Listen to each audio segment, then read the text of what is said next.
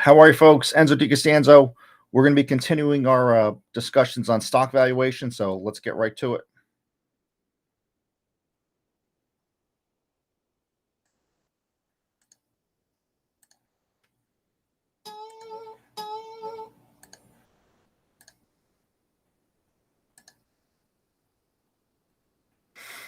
Okay, so last time we were together, actually within the last 24 hours, was the we had the learning objectives for the. Excuse me, one second.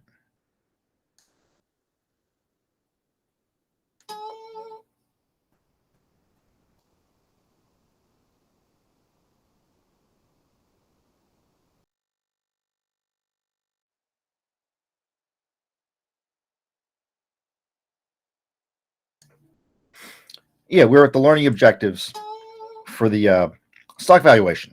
So understand, interpreting the trading reports and calculating the present value and using stock valuation formulas, the price per earnings ratio,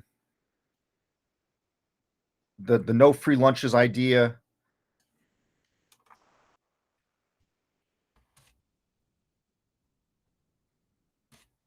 All that. Okay.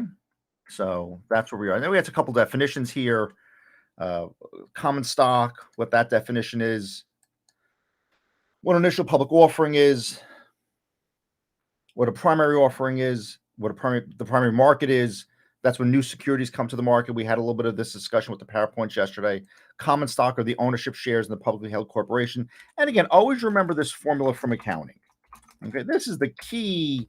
That's a key formula. Assets equals liability plus owner's equity. You can have a lot of arguments or win a lot of arguments in the valuation game that I play with that formula. So a secondary market is what we all hear about in the news, and Google moved up and down today. Those are secondary holders of those instruments. Those are not the guys. I mean, some of them may be the people who initially bought, the IPO holders and things of that nature. Some of those shareholders could have withstood 20 years of holding those shares. I'm sure they're living in Malta somewhere or something, right? So, but yeah, but the secondary market is what we hear about on Yahoo Finance and all that. What PE ratio is? It's a key tool of stock market analysis. Or really of a company, and a fundamental analysis is really what it is. It's the stock price to the earnings. So what you're paying for $1 of earnings, and obviously that's a commodity, and you want to pay as little as you can for those earnings. That's for sure.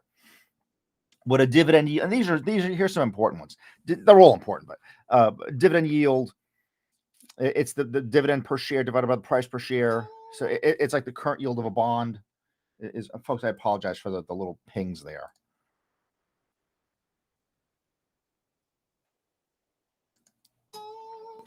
So, and it says how much dividend income you would receive for every $100 invested in the shares. Okay, that's another way to look at it. But again, I have a lot of criticism for the accounting definitions that come from this corporate finance textbook. So the yield is it's like the current yield of a bond. Sure, the current yield of a bond is the payment divided by the price. That's pretty much what that is. The dividend is what the shareholder receives. Again, yeah, same thing. The bondholder receives the current payment. So yeah, but that's what that is. So so dividend yield is the dividend payment divided by the stock price. Book value, net worth of the firm according to the balance sheet, records all the money the FedEx or Home Depot has raised from shareholders plus all the earnings that have been applied. So yeah, that's basically what it is now. That's said very simply here, but to sort through that, in the especially like a JP Morgan or Bank of America financial statement could be slightly challenging. There's additional paid-in capital, and there's a couple other entries you have to sort. It's not that as simple as these guys want to make it, but sure. But the fundamental understanding of it is what's stated, right? So it's raised from shareholders plus all the earnings have been applied back on their behalf. Equity is another word for stock. Stockholders are often referred to equity investors or shareholders. Liquidation value. Liquidation value is you're selling. It's like if you take your house and sell all the furniture and sell the house and that kind of a thing. But a fair market value for a going concern is, let's say you're selling fried fish out of your home, and you're generating a weekly cash flow or monthly cash flow from that. If you sell the house, sell your deep fat fryer, you sell your refrigerator, you sell your gas range, you're liquidating your kitchen, you're liquidating your business, your firm, and you're no longer drawing any, you're no longer selling fish where you can't draw any income. So a girlfriend of mine, mother did that, but anyway, so anyhow, but that's that's what liquidation is what it sounds like, is you're shutting down. Selling something for market value is a different situation. Market value is you're selling the kitchen up and running, you're selling the restaurant up and running, you're selling some kind of business up and running, and it's just changing ownership is really what that is. Intrinsic value is the present value of the future cash flows from a stock or security or a business. Right, the dividend discount model, which states that today's stock price equals the present value of all the expected future dividends or cash flows. Okay, the constant growth model, and we're starting to get into variations now. All of this stuff is just variations. The discount model version of the dividend discount model, in which the dividends grow at a constant rate. Okay, so that's what all that stuff is. Sustainable growth rate is if it plows back at a constant fraction of earnings, maintains a constant return on equity, and keeps the debt ratio constant. And yeah, so this is, again, that magical sort of mathematical formula that says, oh, well, if we buy this stock and it conforms to this set of mathematical conditions, we got a winner. That's what people want. That simple. Not, do I understand the business? Did I read the annual report? Did I meet the management? Do I understand? It doesn't. That's not. People want the portfolio world wants a cold, hard, quantitative, set of mathematical conditions. Satisfies that conditions, I get my bonus. That's what the portfolio world cares about. Not really nothing else. So fraction of earnings retained by the firm, fraction of earnings paid out as dividends. So again, there's a set of earnings, a set of accounting earnings, and it either all goes back to the firm or partially goes back to the firm. Then some gets paid out as you're buying back shares, or you're paying out dividends, or something to that effect. And then there's some other stuff here: present value of growth.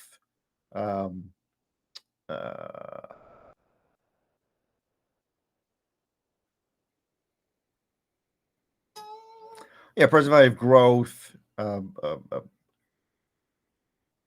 kind of thing. A firm's future investments, that kind of stuff. So that's, again, when you value a firm, it's either the present value of the cash flows, or the intangibles that you bring, or the expansion of the earnings potential of the firm, or your potential other investment in the firm that's going to grow earnings. Those are the sort of the four areas that you need to look at in terms of value. And we were just on a call this morning about that. The market value balance sheet, it shows market value of, especially if there's financial instruments, as opposed to what's on a balance sheet: cash, plant, property, and equipment, the liabilities. So if you're allowing that, now generally those are revalued or recomputed for most S&P 500 companies, or companies listed on an exchange, or companies under the regulation of the SEC, that those numbers are updated every year. You don't get a quarterly balance sheet update. But we may be moving to that, but a market value. And now the reality is the instruments and the whatever assets and whatever liabilities on your balance sheet do change in value over the year. It's just recognizing that and writing it down is really what that is. Technical analysis, we'll spend some time with that. I think we spoke about random walk, and these are all the areas. There's efficient market, where prices reflect all the available information. There's a bunch of versions of that. Fundamental analysis is really what I am. Not mispriced securities, but analyzing the fundamentals and accounting performance and earnings prospects. The random walk is just, I think there's one of the classes, the professor was using the random walk idea, because all I saw the students do was just follow the prices, and that's it. Maybe I missed something else, some other analysis that they were doing, but that seemed like, again, that's the portfolio management world. Technical analysis, we use correlation and regression analysis and things of that nature. We spent some time doing that.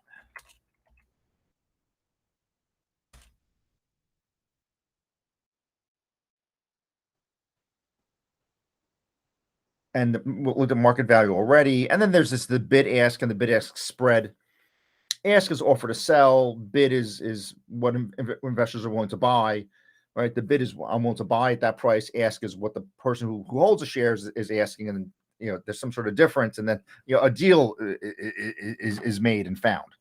what a market order is, what a price. Again, this is for the people who are churning. I hate to use the word churning, but people who are churning these accounts, these retirement accounts, price limits, limit book orders. These are those are speculator terms.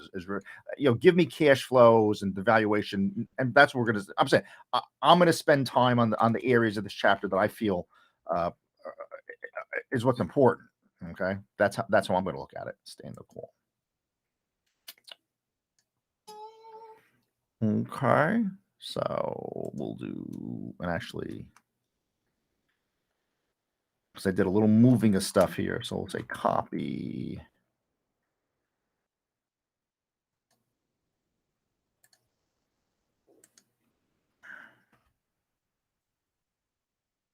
A little bit better version. Okay. The price is the price what you can buy shares of Home Depot or Lowe's or something at. Again, it theoretically represents partial ownership of the firm, and the values what move up and down with the perceptions and prospects and sentiment and confidence and expectation and all those University of Michigan terms. What a going concern is: actual value versus liquidation. That's the going concern value. And again, this I used this slide on the call today. Earning power, intangible assets, and value of future development of the firm. Okay, so the going concern versus just liquidating these entities. That's what we're looking at. So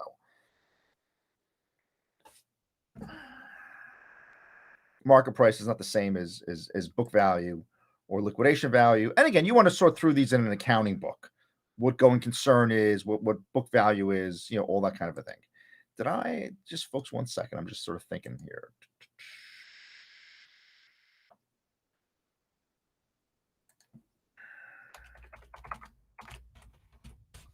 All right. Okay. Yeah, I do have going concern in here. What is going concern? Okay, I got that. Yeah, those are just my notes from something else. Thinking this more.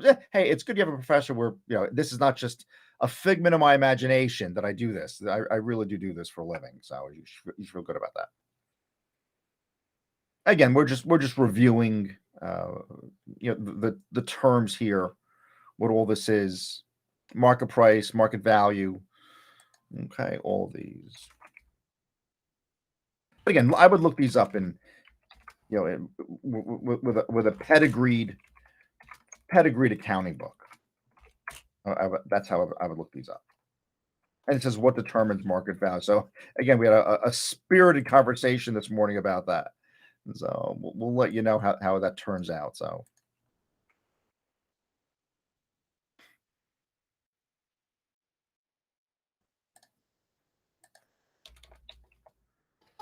all right.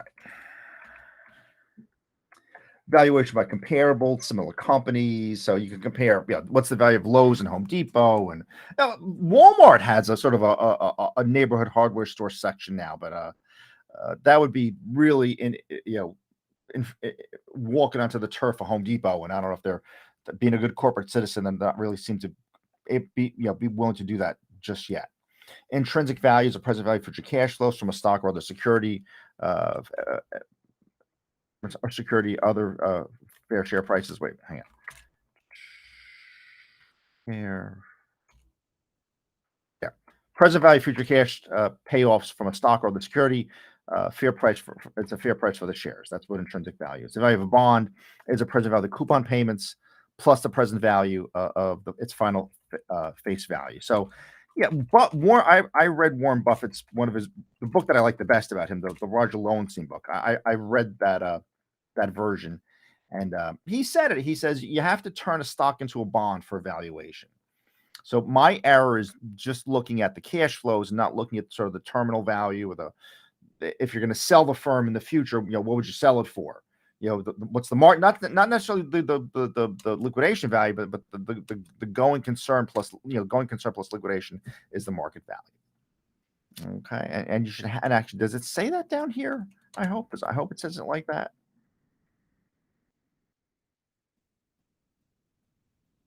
Expected future profitability, but it's really these two added up. It's the liquidate. Actually, it's the liquidation. It does not capture going concern, so it's liquidation plus going concern should be the market value, and use the book value as a comparison. Okay, let's get to the math of and we all have some sense of stocks and stock markets and things of that nature. So it says the value of the stock, the present value of the dividends, and the present value of the stock that they receive when they sell the shares. So using, and again, this is all posted on Blackboard, using the bond analogy where you have a set of payments or a set of cash flows, and then you have a sort of a terminal value for this. Same thing with looking at it from the equity perspective, that you'll be selling these shares to someone in 5 years or 10 years or 100 years or something. And notice how I wrote all the terminology here. P1 dividend sub 1. So this is, a year from now. We'll use year, right? The predicted price a year from now, the dividend a year from now, the discount rate for stocks, expected cash flow, discount rate reflects the risk of the stock, higher risk firms, higher discount rates, and opportunity cost of the investment. So yeah, so discount rate for the stock's expected cash flow, the discount rate reflects the risk of the stock. Higher risk firms have higher discount rates and opportunity costs. Poor.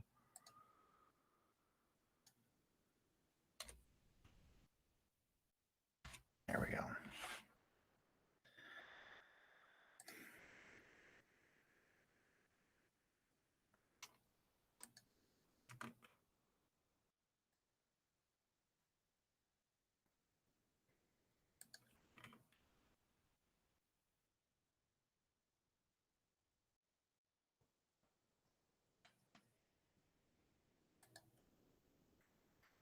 And we briefly discussed some of this stuff in class, and we'll just do a little deeper, not deeper, but we'll do it again here. So again, so you're looking at a bunch of cash flows for a firm, and you want to value them today, and you're planning on terminating your ownership of the stock in 365 days or in a year. So you're expecting a cash flow, you're expecting a dividend, and you're expecting a sale price. And what you do is you discount it by 1 plus R. Now, we didn't do the time value of money chapter in this book, but the math that you need to do it is you need to divide by 1 plus the discount rate, because really what you're saying is, in a year from now, dividend plus, dividend 1 plus price 1 should equal the value today times 1 plus whatever rate of expansion that would be, or whatever the rate of growth would be. So let's say it's 10% or something. I think we use 12% here, and on the call today we're using 14%. So varying versions of that number. So we're just okay. We care a lot about that. That's a lot. That's a passion. Let me tell you something. You want to fight with somebody? Talk about discount rates, and you'll have a whopper of an argument about that. And you expect a $3 dividend in a year, and you expect the price to be $81. And we're not necessarily saying how you know that right now, but I'm telling you, when you do deals for real, why is it $3? Why is it $81? Why is it 12%? You've got to have answers. You can't say, well, I looked it up, or I copied from my neighbor. You can't really do that. Okay. Yeah. You've got to have an answer. So, but granted that we do have some sort of logical, reasonable explanation for these three numbers, what you're going to do is you're going to plug them into this formula. You're going to say equals parenthesis the dividend plus the terminal price in a year divided by parenthesis 1 plus the discount rate. So you should be paying $75 today for this firm. You could even just type in 75. And again, the math here shouldn't be too much. That math up there shouldn't be too big of a deal, but it's just understanding where everything comes from. Now, I don't want to say the simplest number here, but the number that you could maybe have the least trouble defending is the discount rate. You could say, well, that's what our expectation is, and that's it. The other numbers, well, the dividend is the cash flow. That should come from the accounting data.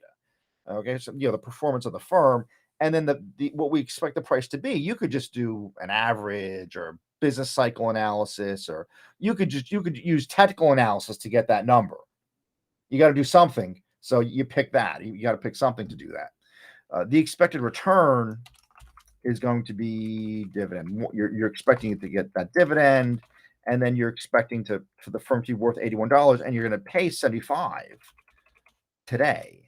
So looking at this, and then you're going to divide by the original price, and then what you're going to do is you're going to get back your 12%. And what's happening here? See what it says dividend divided by really, if you break this up, dividend one divided by original price, that's the dividend yield, and this is just your capital gain. And there's a formula at the bottom that says that. But so see how we worked out the formula? We took those three, you added 81 and 3 and subtracted 75 and then divided by 75. Okay, and that's how you get your expected. So again, you're going to hear these words in meetings and conferences and things of that nature. So it says investors buy the stock for 75, their return is expected to be 12%. The discount rate, the investment will just compensate them for the opportunity cost of their money. Again, in the ideal world, guys sitting up in Boston, working out this mathematics, and then the reality can be different. So I'll say it like that. The expected rate of return over the next year is the dividend plus the expected increase in the price at the start of the year.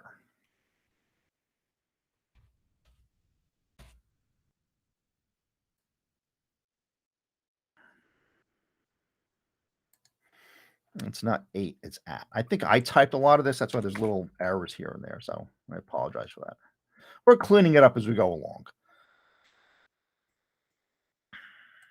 And here, this is, I said this. Rate of return is expected dividend yield, expected capital gain. And there's the math on that. So dividend at the end of the year divided by the original price plus price at the end of the year minus the original price divided by the original price. And that comes out to your 12%. That's this. It's just done slightly different mathematically, just at a little bit of a different look. So the price equals the present value, and the expected return of the stock is the rate of return the investors are required to hold the stock. Never confuse the actual outcome with the. So yeah. So again, what we're modeling here versus what happens can be two different things. How could we have modeled in the pandemic? How could we? I mean, you can. How could we have modeled in the financial crisis? The Great Recession a dozen years ago, whatever it was. How could we have modeled that stuff out? So, but if you took the worst case scenario, you may have been able to see that happening. So. At each point in time, securities have the same risk or are priced to offer the same expected return. And the fundamental characteristics of prices in well-functioning markets is also common. Well, I don't know if it's common sense, but and again, we have this the formula. Today, today's version of the formula: dividend 1 plus price 1 over 1 plus R. And equation 7.1 is just a definition of the intrinsic value. That's most likely that equation. It works for any discount rate, and we can go beyond the definition and identify R as the expected rate of return, all securities with a particular risk level. Okay, and now it says if a stock is priced correctly, again, you're trying to corner people with these mathematical equations. Well, people can behave this way. Rational person can behave this way. The courts, the financial markets, rationality may not be the word for any of that, which is unfortunate. So the political discourse, right? So it will offer an expected rate of return equal to that of other equally risky stocks, and price will equal intrinsic value. Thus, today's price will equal the present value of the dividend payments plus the present value of future prices. But now we need to take a further step. How do we estimate the future price? Well, that's another piece of this. Yeah,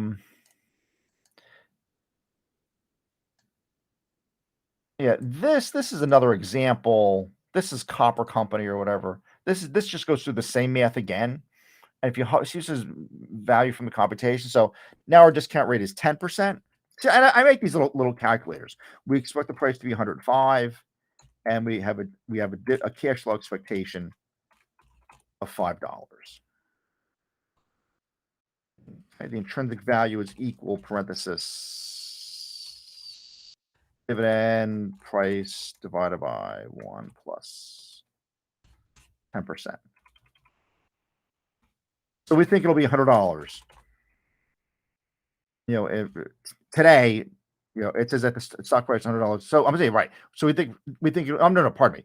We think it'll be at the start of year one, right? At the start of year, we think right. So the value today should be that, and then we get the expected return equals the dividend plus the price a year from now, and then minus today's price divided by today's price, and that's your 10%.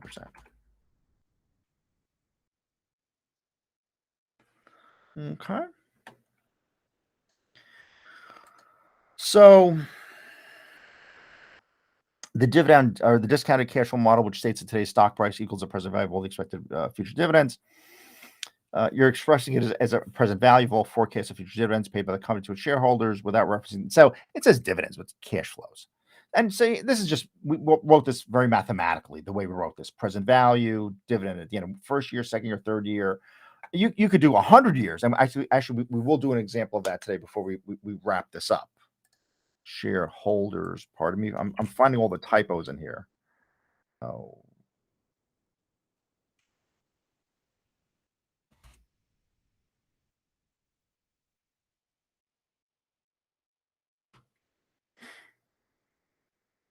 that referring to the future stock price. So yeah, this is a year one period investor. So again, so if you're just a 1 year hold period, a 2 year hold period, a 3 year hold period, and you see what the math looks like. And I was sending Mike and Pete, I was sending some of these guys the formulas or the computations for this stuff. This is basically how you can do the valuation for the bank acquisition is this way. It's done this way. A 3 year period, a 2 year period. And again, we have the benefit of Excel and subscripts and superscripts and things of that nature. This is an H period investor, or whatever the theoretical figurative hold might be, a couple of years, whatever it is. The value of the stock is the present value of the dividends it will pay over the investor's horizon plus the present value of the expected stock price at the end of the horizon. Okay. Present, and actually looking at this, present value.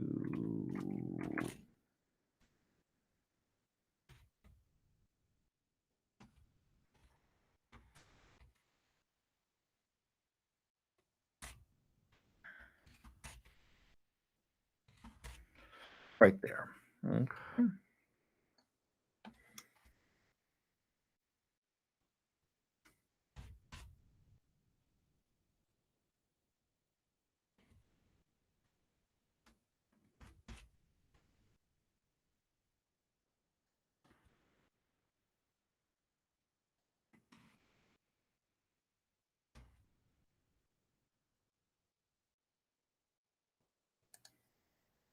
Yeah, there it is. Present value of the future dividends per share. That's the stock price plus the terminating your ownership of the firm. Okay, this is another one, and actually, this one see, these all move a bit differently as you go through everything. This is another valuing stock example, but with this example, we're going to do it again. A $3 dividend. We expect $81 in a year. We're going to have an 8% discount rate, not 12. But this is some good editing that's happening today. I'm finding a bunch of little typos in this. I didn't teach this a couple years ago. That was one of the problems. Anyway, and then oh no, wait, no, it is 12. Pardon me. No, it is 12. Growth rate. See, and you got to be careful with these, right? Got to be careful with this stuff. This is not the discount is still 12.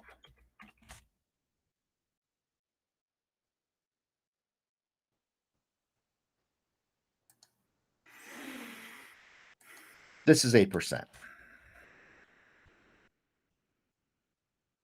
So you're making maybe you look at the historical price change over the years and you determine, okay, the average price is 8%. Now you're getting a little more realistic in terms of being able to validate what you're doing. But here's what's going on with this.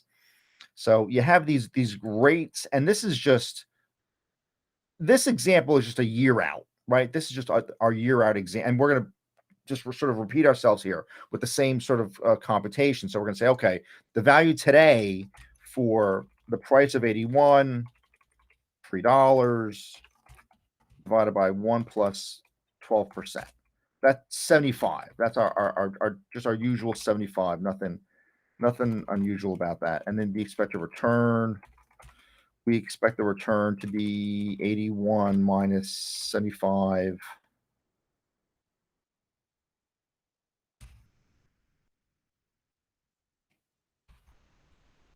Dividend divided by the original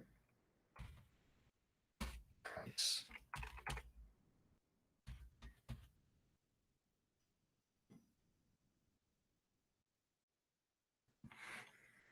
Okay, which is that. All right, folks, stand by, please.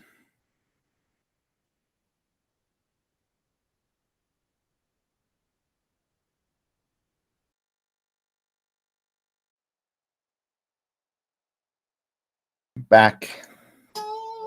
So yeah, so now you've added a new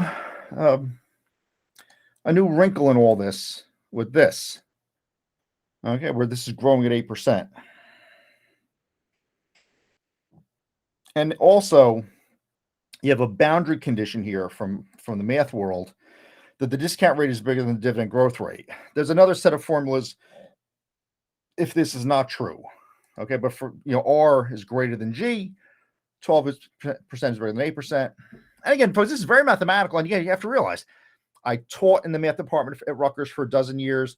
When I learned how to do this, I learned how to do this in an engineering school. So we write it very, like it's, and to me, it's still all engineering to me. I still, and I tell the students all the time, you're taking a couple engineering courses with me when you take classes with me.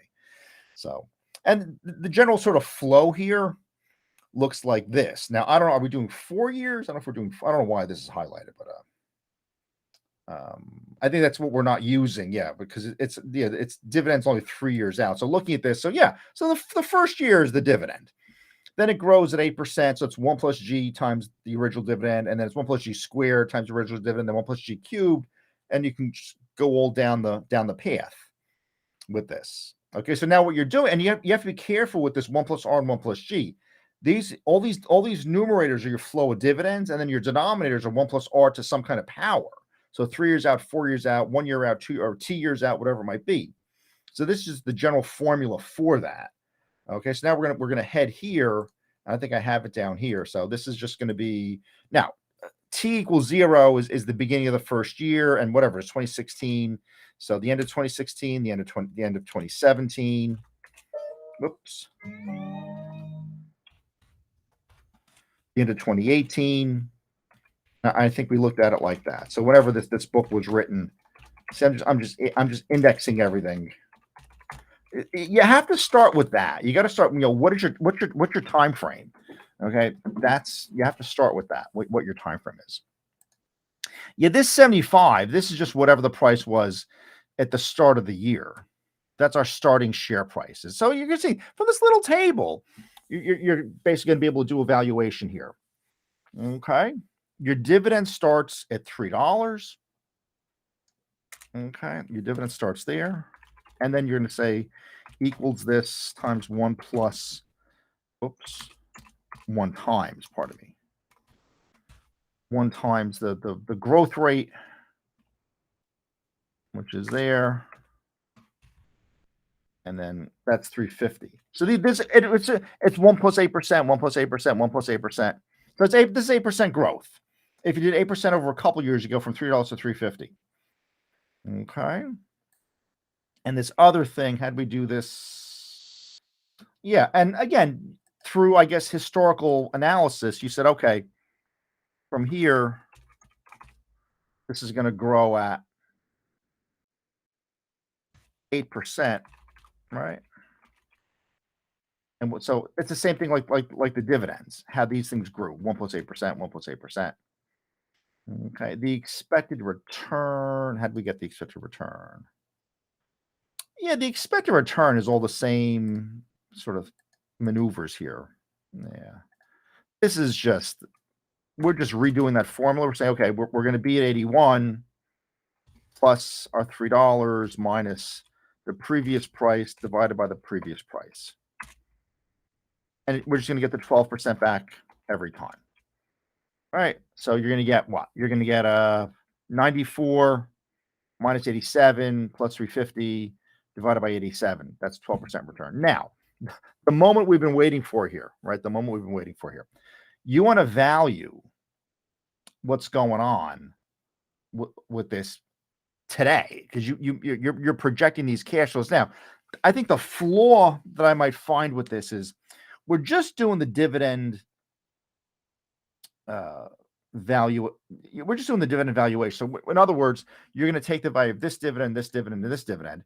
And here, this is just something you can sort of just nominally looking at these numbers. These add up nominally to what? What do these things add up nominally to $9.74. Okay. That's just how those cash flows sort of add up. Just face value, first run through it, it's face value. If you look at the formulas that we used up here, see this where we use this formula, and you got to be careful with sort of how you do all this. Yeah.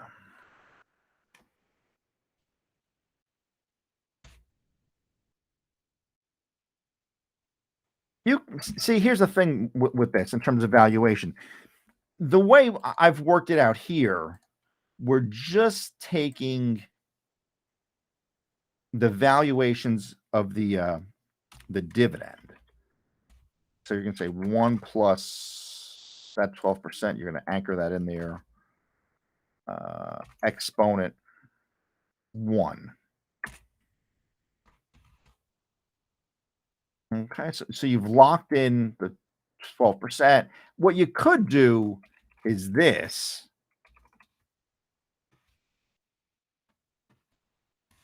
Right, you could do so obviously, so if you look at this, so 2 years down the road, 324 today is worth 258, and 3 years down the road, 350 is worth 249 today. That kind of a thing. And once again, you can do this kind of a maneuver, and that's $7.75 as opposed to $9.74.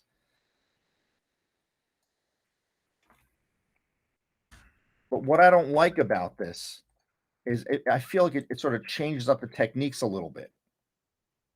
Something you just did a valuation of the cash of the dividends, and that's it. That's all you did with this. You left out a terminal value. I think I think as the chapter unfolds, it sort of does it in pieces. But yeah, I mean, you can do all the share prices, and actually here, if I think what we do is we look at this, we sort of yeah, and actually we do it down here also. So you have the cash. So what I'm thinking is already worked out down here. You have these cash flows. So this is the cash flow T0. This is the nominal one. This is the one that's time value of money adjusted is what that one is. You can see they're different, and not different by a small amount. They're different. That's a good 15, 12, 15, 20%, something like that, right? Difference. Okay, it's 2 over, and you can pick whichever one you want, right? 2 over 8 is about 25% or so. So let's say it's a good 20% difference here. Okay, so now that we have all that, you got to add up the pieces of this. I think I recomputed everything here as I went along. So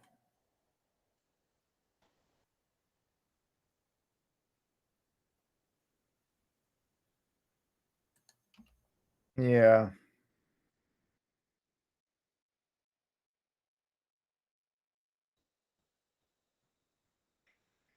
there's sort of two ways to do it.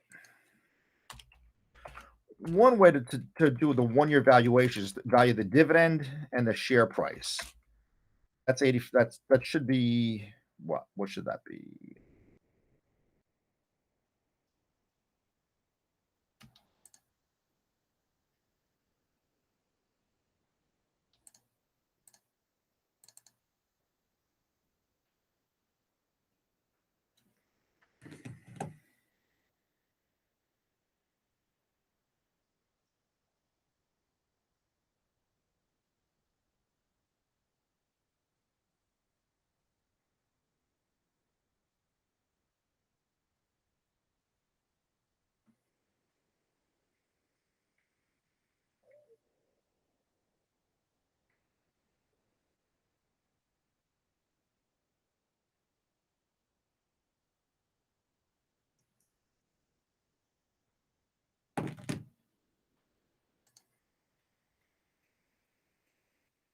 Yeah, actually, we don't just add those up.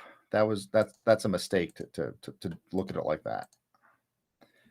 It would be equals parenthesis a year out, the cash flow, and then the sale price divided by parenthesis 1 plus discount rate. Yeah, there's 75. See? based on how we did this. On how did we do it? So this is 3. This is 81 changes by 8%. And the discount, okay, right? The discount would be 12% on that. And now now we're just doing this again. So equals dividend divided by parenthesis 1 plus the discount rate, like that. That's your 268. This, you can anchor that.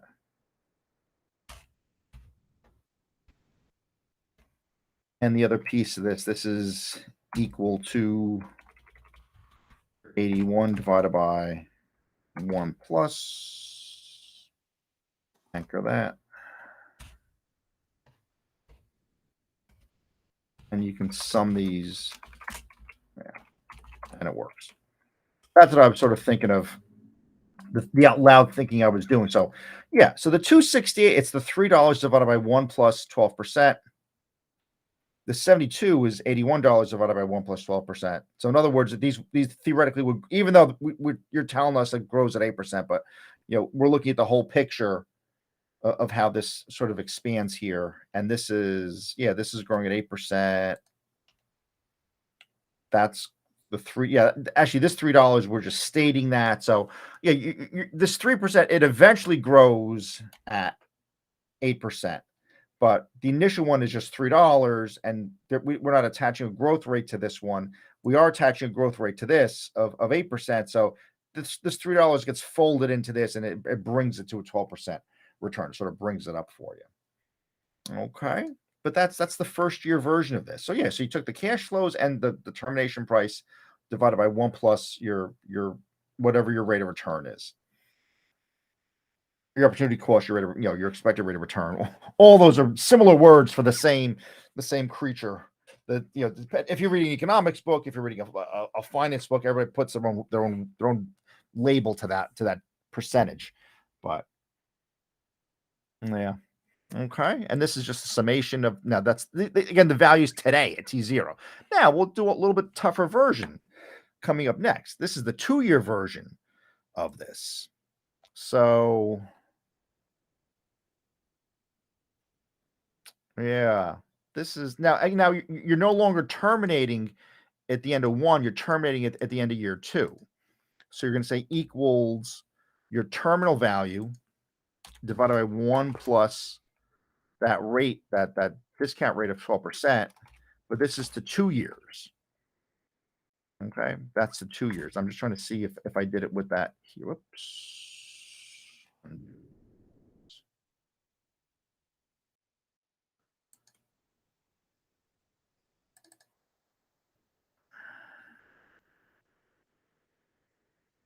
Yeah, I typed it in there. I hard typed it. Okay, so that's your termination value, and then plus your dividend in 2 years. It's your dividend within 2 years, and then your dividend within a year.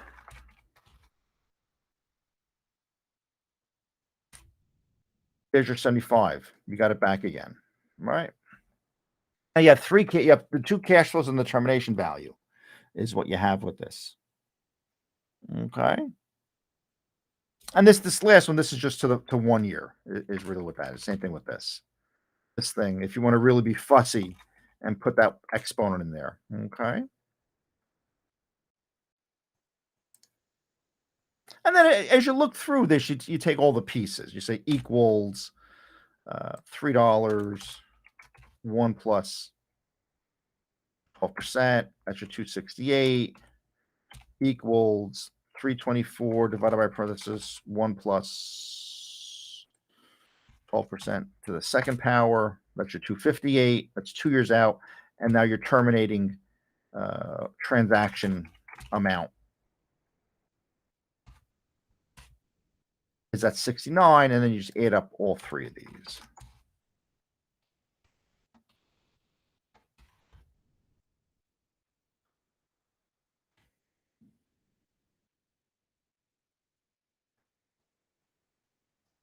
That's all that. And this is the 3-year version, which is really going to make you tired. But now with the 3-year version, you're exiting at $94.48 divided by 1 plus your 12% to the third power, part of this, plus the 350, 1 plus 12% to the third power. Okay, and that's again in pieces. We're obviously building up to the 75 again, and then plus this thing 1 plus 12% second power plus $3 divided by 1 plus 12% to the first power. Yeah, there's your 75 again. What we did was we took the time value of these 3 cash flows and the termination value that was 3 years out. Then we did that as the first term. And then it says it here. What we're doing, just mathematically, it says it right there. Now, again, if you do all this stuff again, I know we're sort of beating it to death, but that's okay. That's I think you may not, it may not be bad. What is that? Z149. Yeah. Okay, Z equals this thing.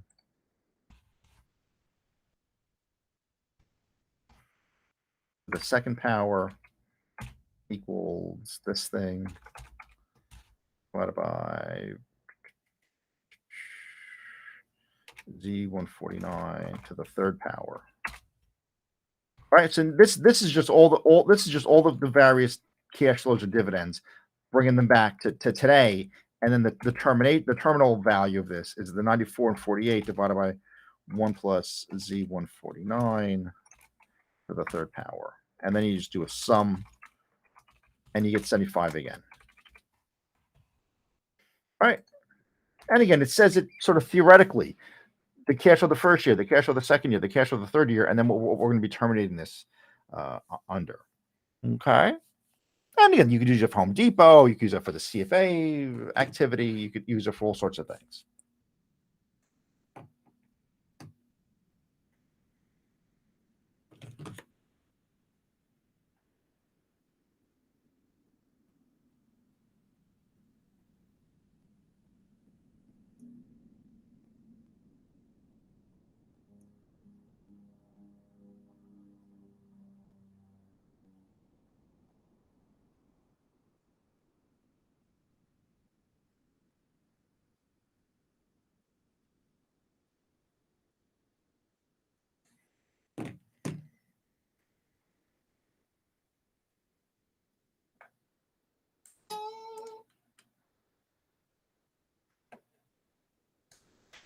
Okay, so we worked on that.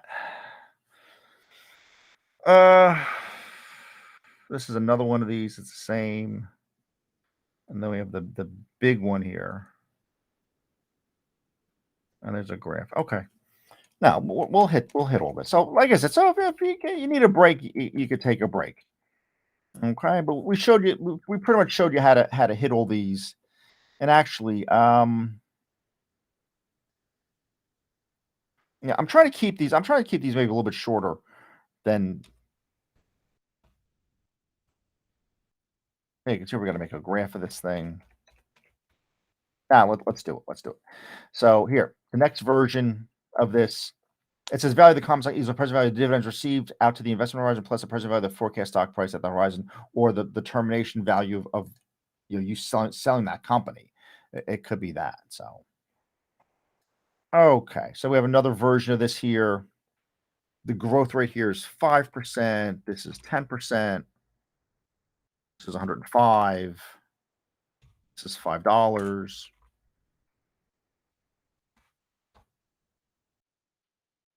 Okay, so you have all those, and now you're having the same sort of conversation with this one. Again, the value today for this would be what? Would be equal parenthesis the dividend plus the price divided by parenthesis 1 plus rate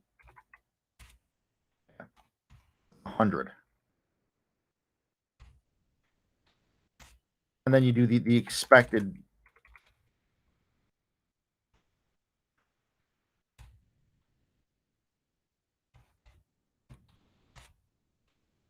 right? The expected return. Just this, the dividend a year out, the price a year out minus the price today. Okay. And now you're going to do the same. We're going to do the same sort of maneuver. So again, if you want to take a breather, you can if you want.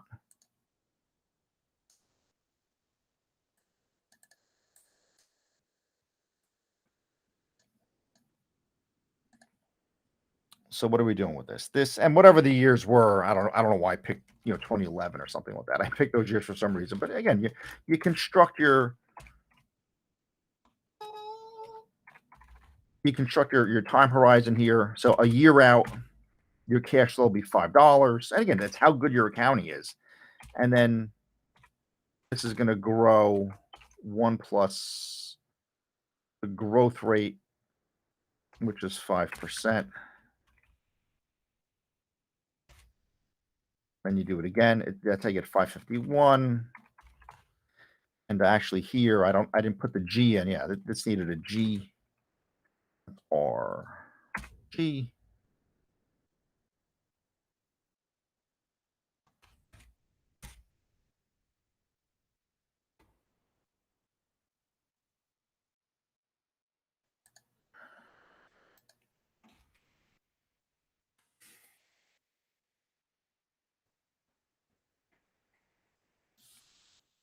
And then the share price, it says dividend and stock price growth. So now you can do the same story with this. And this is the G, F4. Again, what we think that's going to, again, you could just do a technical analysis of that. You could really do something like that. Now, the expected return, this is equal parentheses what the price is today, what the dividend is today, minus share price, divided by the share price. Those are all just 10%. And with this version, I think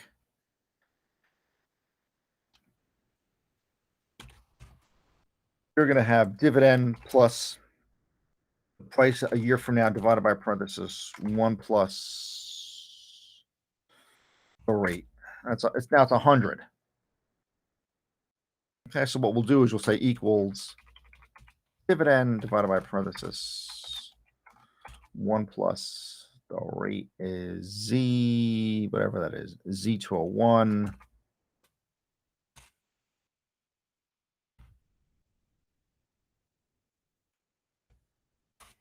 And let's see if I do it like this, control right, what will that give me? It's the same thing. That's the 95. Some right there.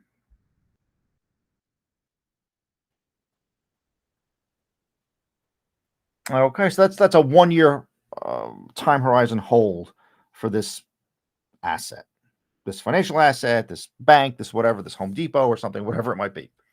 Now we'll do the 2-year version of this and just to save some time, we'll take the dividend or the cash flow and the price that we're going to be selling it at divided by 1 plus Z201. And this is 2 years out plus the other dividend 1 plus Z201. That's a year out like that. Okay.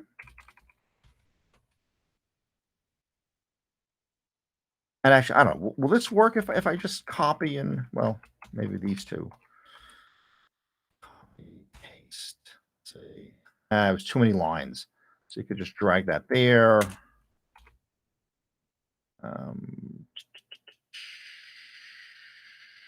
And actually, this is 2 years out.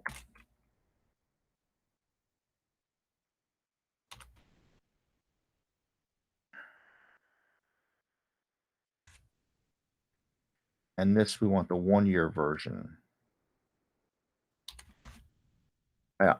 Okay, so this is $5 a year from now today. This is $5.25 2 years from now today.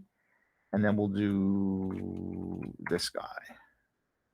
And this is the price when you sell it in 2 years. 91.21. And this is just simply the summation of all that.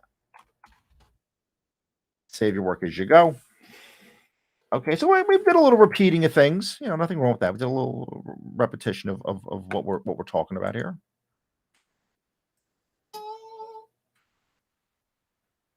And then the third version of this thing, I'm just gonna do it sort of the terrible way here.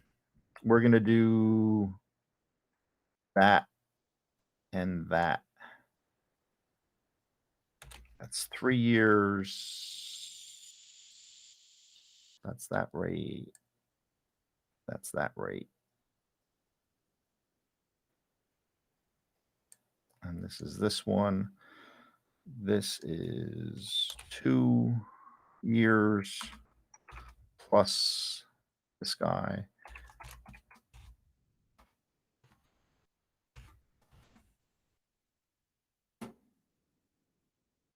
Yeah, that's your 100.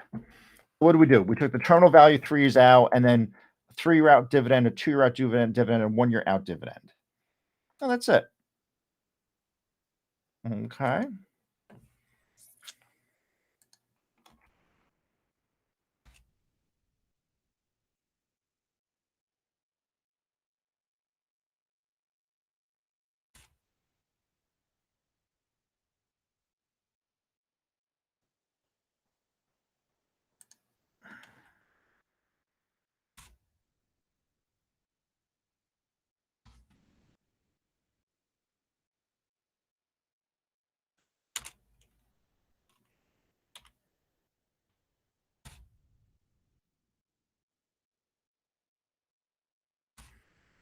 And now you start building your dividends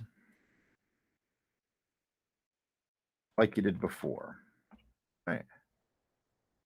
Second one.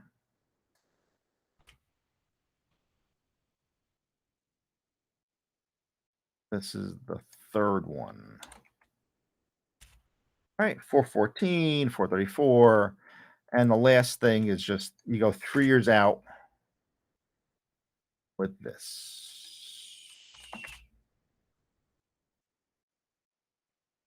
Okay.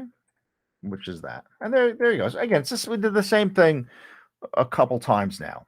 All the cash flows and then the terminal price. Now this last version here, so we did all that. All right, the last version does it for like 100 years. It says the horizon is infinitely far away. We can forget what the final horizon price, almost there's no present value, and simply say the stock price is the present value of all the dividends of the shares. So yeah, so the dividend discount model works it where that terminal price eventually doesn't mean too much. But again, you have to go through sort of everything that we're going through here. So you have an 8% growth rate, you have a 12% discount rate, you have an initial dividend of $3, and you expect the price in a year to be $81. And this is just a repeat of the previous problem. So there's an equals parenthesis the dividend and the price a year from now divided by parenthesis 1 plus that 12%. That's how you get your 75. And then you do this, your normal movement of the price, the dividend, subtract the original price divided by the original price. There's your 12%. Okay. That's this. We're just repeating ourselves. That's why I did it quickly. And save your work as you go. And now the drum roll for this thing. Okay. So looking at what you have here, this is the start of 2016.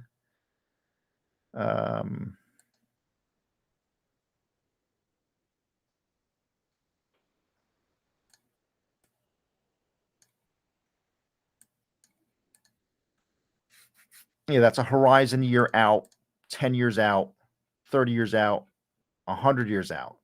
You're looking at a 100-year time horizon. These are the indices, which are supposed to be slightly different now.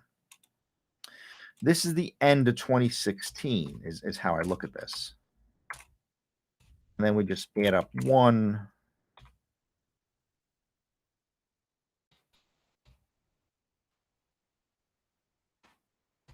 right there. Right, so that's the end of all the years. That's the time, and that's the start of 2016. So this is equal to 2016 and however many years old HV formula. That comes out to 2115. Okay, so am I going to still be live in 2015? I don't know. Maybe. No, wait. It's maybe. So I'd be 145 years old or something like that. So, and this is the price today. All right, we picked the price today, and also we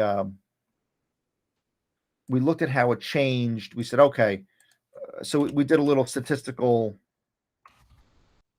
technical analysis. We figured this thing moved at 8%. All right, so that's 75 times 1 plus 8%. That's how you get the 81, right? And then you copy this.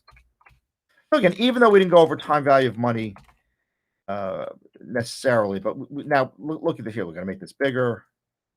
So the price, the share price from 75 over 100 years turns into 164,000. So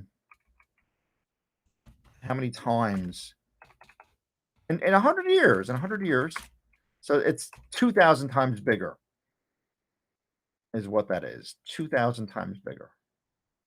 We don't need that.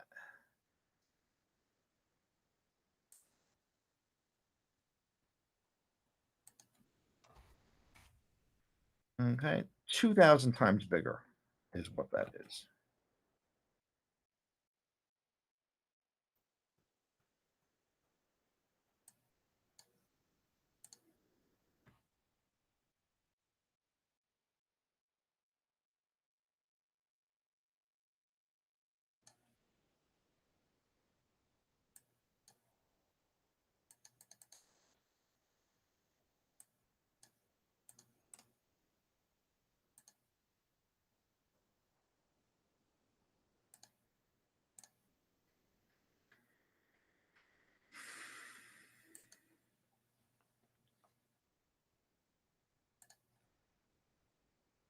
So that's that. So we made a technical analysis estimate of how this price is, and I'll tell you, even within a decade, you're up to 161, and 20 years you're 349.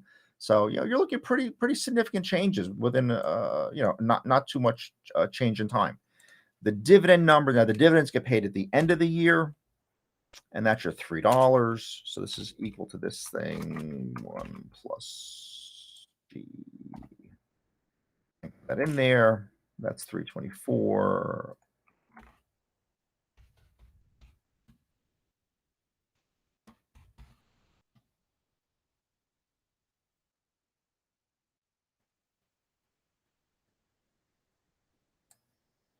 Okay, that's how the dividend changes. We can work out the expected return in a bit. All right, we can sort of go back to that. But and now you have these 3 columns here that you care a lot about. Actually, 4 columns: value per share and all that.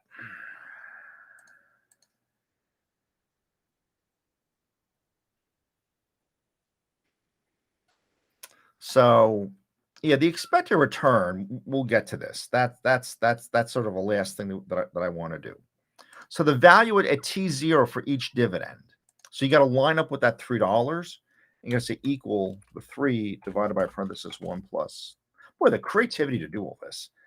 So I just knock myself out when I do these things.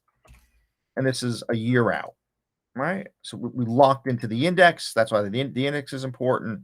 And with this thing, we can lock into the column. And with this guy, we can lock into the column. Yeah. And with this, you don't even have to worry about this. You can lock into the row. 268, 258. So again, now you're using the power of Excel. You have 100 cash flows, right? You have 100 cash flows, and you're finding the value today, 2 years out, 3 years out. I don't want to mess up my boundaries, but yeah, the $2. So now what I do is copy and go all the way down to Alt HV formula. So just do the formula. Now you can see a cash flow from a $6,000 cash or a $6,000 dividend. And actually here, we probably copy. a $6,000 dividend down there.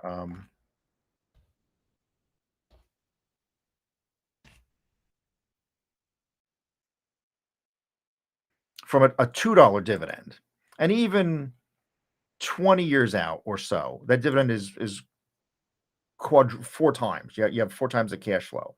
Any company that in 20 years has four times the cash flow is generally going to be a pretty good investment. Okay, so this is a nice theoretical model here. So these are the values today, and what you should generally do is add these up.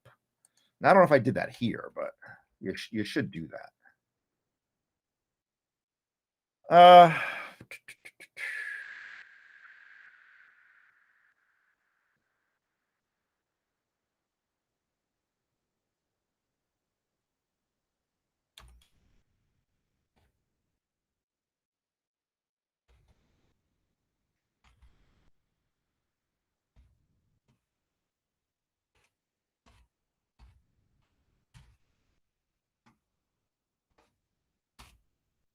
yeah, that comes out to $73, and that's just the summation of the dividend is about 73, and the value is 75. So it sort of gets to that number.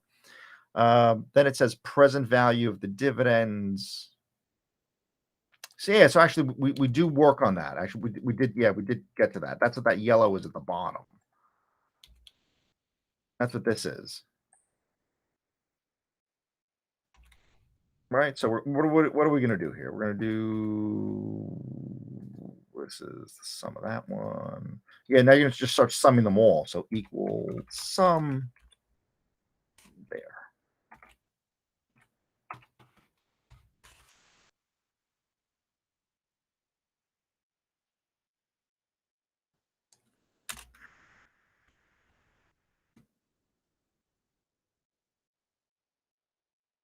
Oh, okay. And also what we need to do, notice what happened here.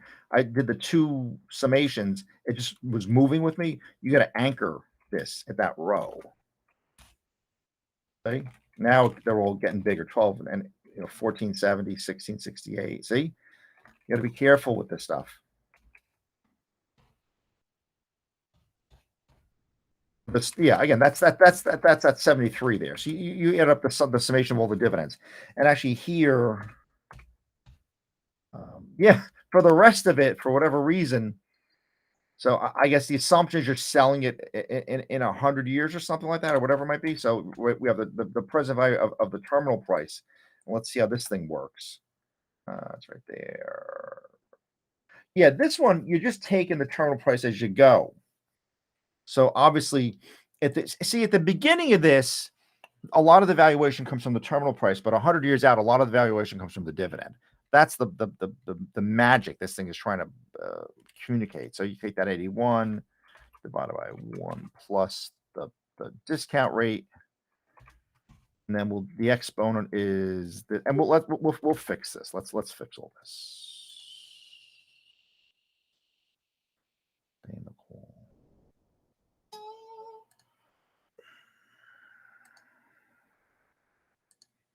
But here, let's start fixing things. The 81, you want it to stay in that column. The index, you want it to stay in that column. And this thing, you want to stay at 274. Then you do the next one, it's 69, 74, 67. Okay, so the value is the summation of the both of these.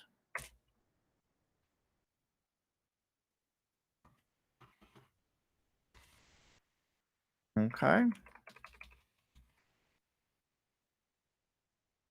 So this is the summation of the both of these.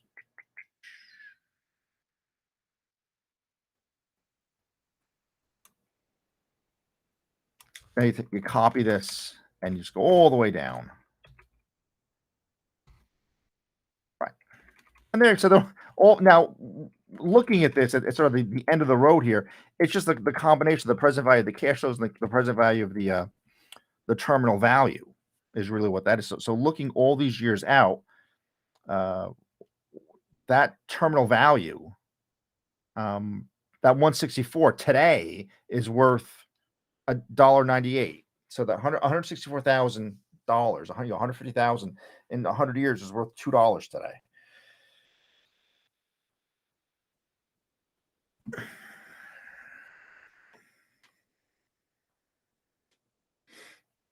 You're summing the cash flows, but not you're not selling it every year. Okay, and the expected return. This is just simply the price here plus the dividend minus that original price divided by that original price. That's your 12%, and you're just going to do that all the way.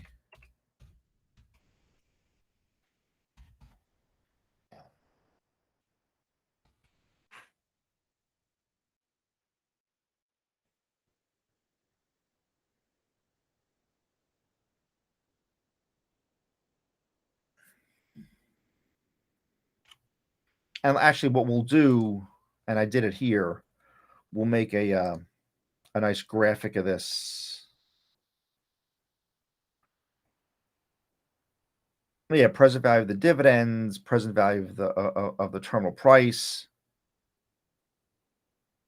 It becomes all dividends eventually. So I think I stacked graph this. I think this is what this is. This is stacked graph. Close.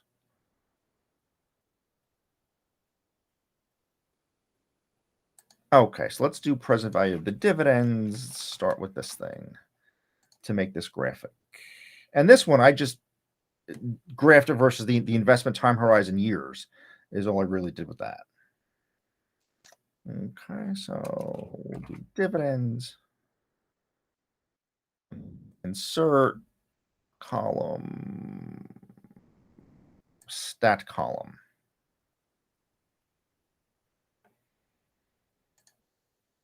With a title.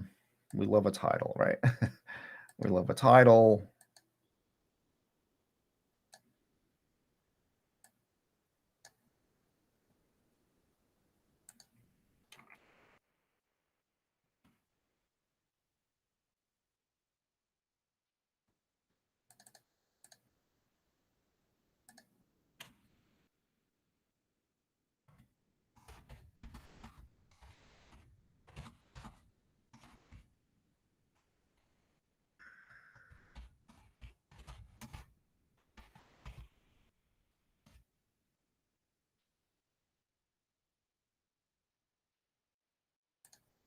Legend on top. Okay, and you're going to eventually move this out a bit.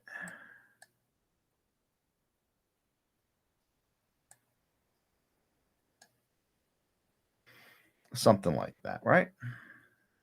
You want the whole width of your table. And we'll select data, edit.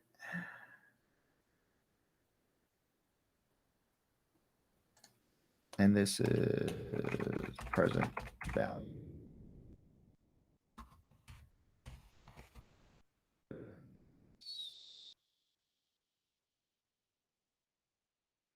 And you want to add another series.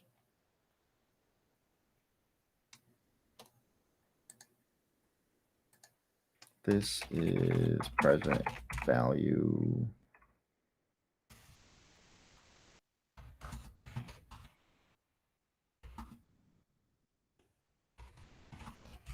Terminal price. Okay, yeah. Okay. And that's kind of it. We got to put some labels in here and put a border around this. You know, save your work as you go. Right click here, format this axis.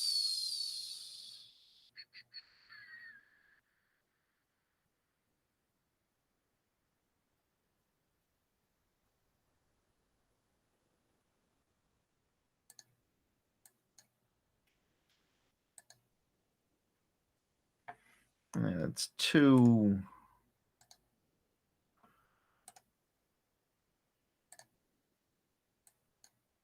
Three. Yeah, the 3 seems to work a little bit better. And you want to put an axis horizontal below.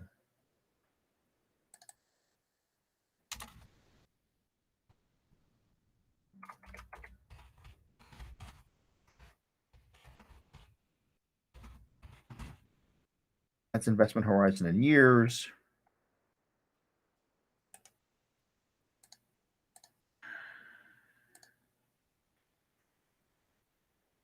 And this is value per share, this one. Vertical.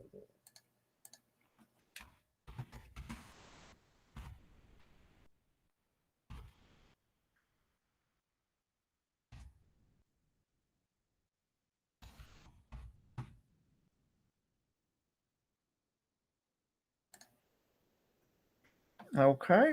And you want to put a border around this thing.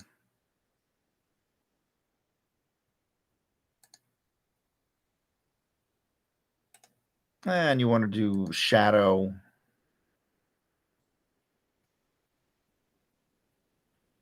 And a fill, a nice light fill.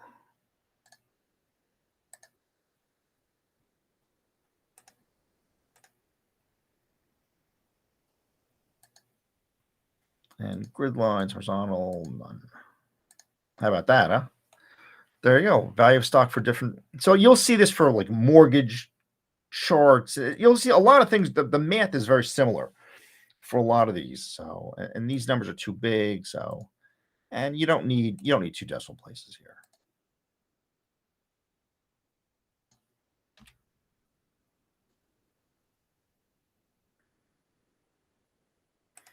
And actually, we broke this up by $5 pieces, not 10. Okay. There you go. Make it a little bit bigger. Save your work. But there's your lecture. Okay, there's your lecture. Sorry, we cut this off a bit, but that's it. Okay, so you could see from this graphic, what happens is the majority of your valuation tends towards the cash flow valuation versus the terminal price. And also, if you go to insert shapes, put a text box in here, and you could do share. Always start typing right away because you might lose that box. Okay, and we'll do. Let's move it out here a bit. Put a border around it, nice blue border. Center this. And you want a nice fill, a nice white fill. There you go. There's your share price. Put it right in the middle somewhere. Again, a good way to communicate what it is you're trying to say to people, with a lot of these graphics. And actually, here, now that we have this,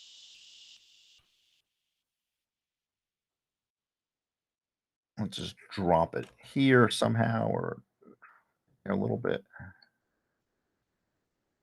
And somehow the text box didn't seem to want to come with it. Happens sometimes. There it is. Undo. And save. But there you go. The horizon is infinitely far away. Forget about the final horizon price. Has almost no present value, and simply say the stock price is the present value of all future dividends per share. This is the dividend discount model. So there you go. Okay, so you saw how to do just a very basic valuation, and I'm using this right now, and you guys can use it too. And there you go. Okay. So you have this piece. So yeah, so we stop there, and the next thing is simplifying the dividend discount model. And there's some variations on this and some other graphics and things and we'll hit that. I don't know if I don't think we'll do it tomorrow, but maybe Wednesday. We'll hit this on a Wednesday. Okay. There you go. Okay, so you had your beginnings of stock valuation. So good luck in doing that work. And a little bit about going concern, what a going concern is, and we'll hit some of those definitions another time. I apologize for that odd sound.